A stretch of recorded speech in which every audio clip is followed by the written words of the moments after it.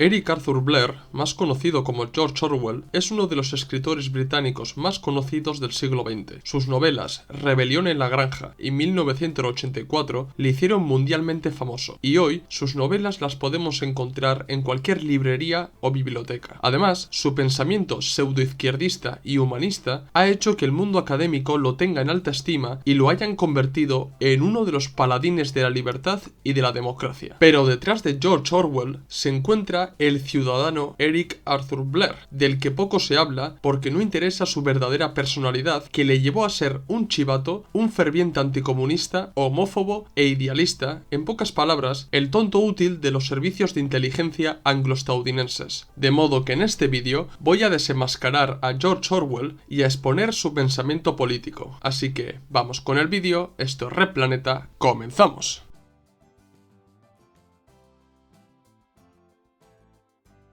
Mucha gente ha leído las dos obras más importantes de George Orwell, que son Rebelión en la Granja y 1984, y estoy seguro que a más de uno le ha gustado estas novelas, pero independientemente de la calidad de sus libros, es importante acabar con el arquetipo de escritor humanista, pacifista, antitotalitario e izquierdista que encarna George Orwell. El escritor británico ha sido alabado, incluso endiosado, por el mundo académico occidental, de ahí que el periódico británico The Times lo considere como el segundo autor de mayor relevancia de la segunda mitad del siglo pasado, por detrás de Philip Larkin. El espectador debe hacerse la siguiente pregunta que me hice yo para hacer este vídeo. ¿Por qué el mundo académico occidental, sumamente anticomunista, alaba a un autor semitrotskista anarquizante que participó en el bando republicano en la Guerra Civil Española? Si por algo se destaca la inteligencia occidental, es por desacreditar a autores izquierdistas, y más aún a comunistas. Entonces, ¿por qué tanta admiración por Orwell? ¿No será que sus obras y su pensamiento favorecen al imperialismo y demonizan el comunismo y concretamente la URSS de Stalin? Creo que estas preguntas serán contestadas enteramente en este vídeo, pero quiero que conozcáis cuáles fueron las reflexiones que hice para hacer este vídeo. Antes de entrar de lleno a hablar sobre su pensamiento político, sus obras más importantes y su coqueteo con los servicios de inteligencia de Estados Unidos y el Reino Unido, es importante dar unas pinceladas biográficas para entender sus circunstancias personales y las condiciones materiales que acabaron moldeando el pensamiento político de George Orwell. Eric Arthur Blair nació el 25 de junio de 1903 en Motihari, en el Raj británico, en la actual India, en el seno de una familia que trabajaba para la administración colonialista británica en la India. Su padre, Richard Wansley Blair, era administrador del Ministerio del Opio y pertenecían a una familia de esclavistas británicos de Jamaica. Orwell